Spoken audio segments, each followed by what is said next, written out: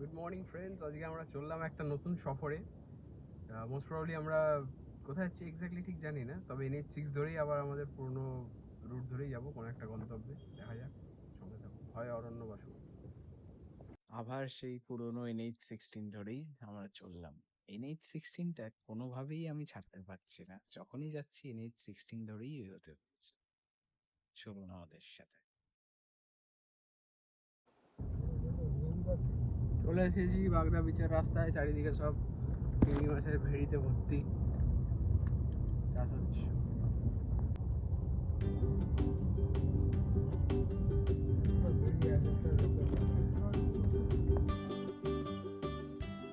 একটু ডিলেমায় ছিলাম যে দুবলাগুড়ি যাব না বাগদা বিচ যাব। বেশি না ভেবে বাগদা বিচের দিকেই আমরা প্রথমে এগোলাম। আর এখান দিক দিয়ে আপনারা গাড়ি নিয়ে ডাইরেক্ট বিচের কাছাকাছি গিয়ে পার্কিং করতে পারবেন।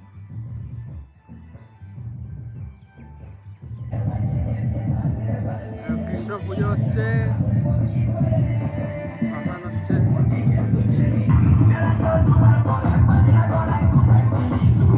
রাধা কৃষ্ণর পুজো। বাগদা বিচের দিকে টার্নটা নেওয়া একদমই রিগ্রেট করছি না। এসে দেখে এই প্রকৃতির অপূর্ব সৌন্দর্যের মধ্যে মুগ্ধ হয়ে গেলাম। চারিদিকে শুধু পাইনের জঙ্গল আর জঙ্গল, আর সামনে বিচ। এত সুন্দর দৃশ্য সেই ছোটবেলায় মনে হয় দীঘায় পেয়েছিলাম। এত সুন্দর প্রকৃতি, নিরিবিলি সেক্লুডেড বিচ, এত পরিষ্কার জায়গা মনে হয় আর দেখিনি। মাত্র 50 টাকা টিকিটে পার ভেহিকেল নিয়ে আপনারা এখানে পার্কিং করতে পারবেন, এসে পিকনিকও করতে পারবেন। যতক্ষণ ইচ্ছে আপনারা থাকুন, কোনো এক্সট্রা চার্জেস নেই। হাতে এই ফলটা নিয়ে ভাবছেন কি করছি, হাতে যেন এই পাইনের ফলটা পাংচারের কাজ করে দিল, তাই একটু ঘাটছিলাম, সময়টা কাটাচ্ছিলাম বিচের ধারে বসে। সুন্দর হাওয়া খাচ্ছিলাম গরমের মধ্যে, সমুদ্রের ঠান্ডা হাওয়া। পাশের হোটেলে খেয়ে আমরা বেরিয়ে পড়লাম আমাদের পরবর্তী গন্তব্যের দিকে। সত্যি কথা বলতে, বাগদা বিচে বসে থেকে কিভাবে দিনটা পেরিয়ে গেল বোঝা গেল না। দুবলাগড়ি আর যাওয়া হলো না এবারের মতো, বাগদা বিচেই সময়টা কেটে গেল।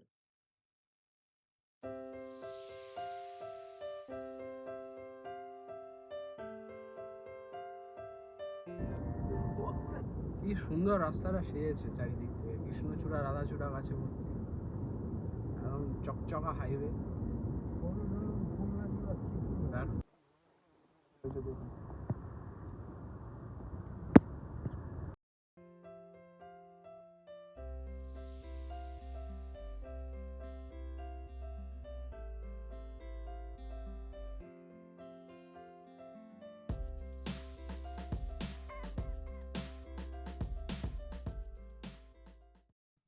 গাড়ি চালাতে চালাতে দিনটা কেটে গেল।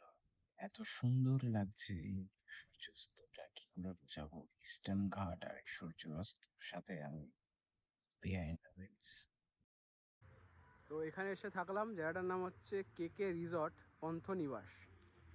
খুব ভালো, 1700 টাকা নিল এসি রুম, খুব ভালো রুম, ভালো রিসর্টটা।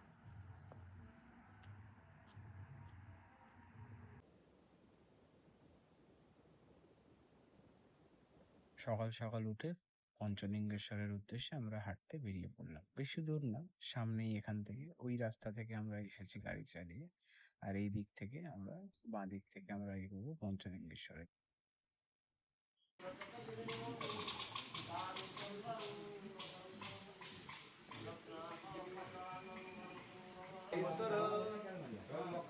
यत् पूजितं मया देव परिपूर्णो तदस्ति अवाहनं न जानामि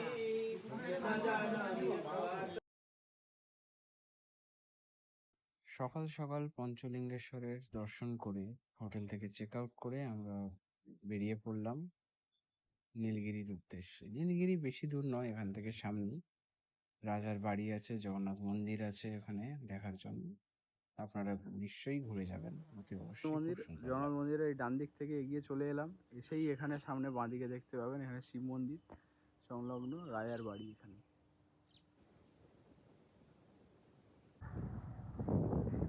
1521 খ্রিস্টাব্দে রাজা নারায়ণ বসন্ত ভুজঙ্গ এই রাজবংশের সূচনা করেন। লোককথা অনুযায়ী স্থানীয় আদিবাসী প্রধান নীল সর্দারকে পরাজিত করে এই রাজ্য গড়া হয়েছিল বলেই এর নাম নীলগিরি। ১৬১১ সালে মুঘল সম্রাট জাহাঙ্গীর এখানকার রাজা সাধু মান্ধাতার বীরত্বে মুগ্ধ হয়ে তাকে মর্দরাজ উপাধি এবং একটি রাজকীয় তলোয়ার উপহার দেন। তারপর থেকে এখানকার রাজারা নামের শেষে মর্দরাজ হরিচন্দন ব্যবহার করেন। কিন্তু এই রাজবাড়ির সবচেয়ে বড় ইতিহাস কি জানেন? ১৯৪৭ সালে দেশ স্বাধীন হওয়ার পর উড়িষ্যার কদর রাজ্যগুলোর মধ্যে এই নীলগিরিই প্রথম ১৯৪৮ সালের ১লা জানুয়ারিতে আনুষ্ঠানিকভাবে ভারতভুক্ত চুক্তিতে স্বাক্ষর করে। আপনারা যদি এখানে আসেন তবে রাজপুত ও ব্রিটিশ ভিক্টোরিয়ান স্থাপত্যের মিশ্রণে তৈরি এই রাজপ্রাসাদের ঐতিহাসিক ছৌ মণ্ডপ এবং পুরীর আদলে তৈরি এখানকার জগন্নাথ মন্দির আপনাদের মুগ্ধ করবেই। পেছনের এই সবুজ স্বর্ণচূড়া পাহাড় পুরো পরিবেশটাকে আরো সুন্দর করে তুলেছে। অদ্ভুত অদ্ভুত। ইতিহাস আর প্রকৃতির এই অপূর্ব মেলবন্ধন আপনাদের কেমন লাগলো কমেন্টে জানান। ভালো লাগলে লাইক, শেয়ার, সাবস্ক্রাইব করতে ভুলবেন না।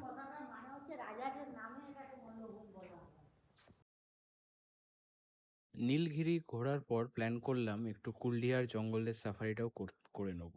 তো ওখান থেকে আমাদেরকে বললো নীলগিরির ফরেস্ট অফিস থেকে টিকিট বা পারমিশন পাওয়া যায়, কিন্তু আমরা গেলাম ওখানে, ফার্স্টের গেটে তালা বন্ধ, দেন দ্বিতীয় গেটে যাই, ওখান থেকে বললো আর এখান থেকে পারমিশন দেওয়া হয় না, আপনাদেরকে ডাইরেক্ট কুলডিহার ওখান থেকেই পারমিট করাতে হবে, ওখানে পৌঁছেই আপনারা পারমিশন পেয়ে যাবেন।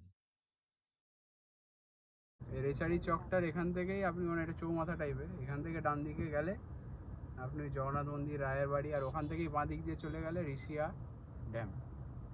ঋষিয়া ড্যামের ওখান থেকে চেক গেট থেকে আপনার ডাইরেক্ট টিকিট হবে কুলডিহার। তো এখানে আর আসার দরকার নেই, এটা হচ্ছে রেচারি চক।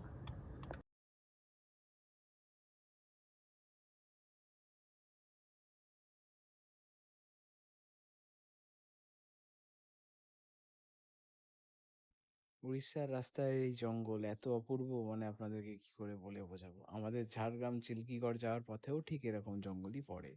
সবই তো আগে একটা সময় কানেক্টেড ছিল। আপনারা অনেক কিছু মেলবন্ধন পাবেন উড়িষ্যা আর ঝাড়গ্রাম এরিয়ার এই মধ্যখানটায়। ঋষিয়া ড্যামের রাস্তা ধরে আমরা চলে এলাম বলিয়ানল চেকপোস্টের এখানে। এখান থেকে আমরা কুলডিহার জন্যে সব পারমিট টিকিট করাবো।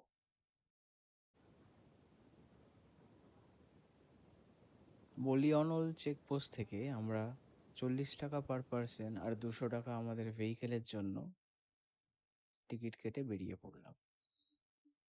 আচ্ছা, শিমলিপালের মতন এখান থেকে আপনারা একটা গেট থেকে ঢুকে আর একটা গেট দিয়ে বেরোনোর কোনো রাস্তা নেই। আপনারা বনিয়ানল থেকেই ঢুকবেন আর ফেরার সময় ওটা দিয়েই ফিরবেন। তো টোটাল আসা যাওয়া নিয়ে এই স্ট্রেচটা আপনার 9 কিলোমিটার পড়বে।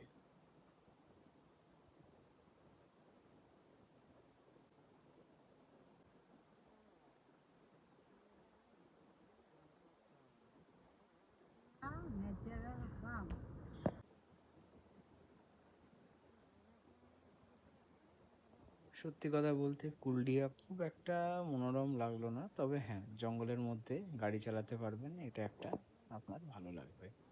সামনে গিয়ে দেখি এখানে কিছু ট্রাইবাল লোকেরা শালপাতা বানাচ্ছিল আর তেঁতুল ছাড়িয়ে রাখছিল। এই ব্লগটা আপাতত এতটাই। বন্ধুরা, আপনাদের যদি ব্লগটা ভালো লেগে থাকে তাহলে অতি অবশ্যই লাইক, শেয়ার এবং সাবস্ক্রাইব করবেন। ধন্যবাদ।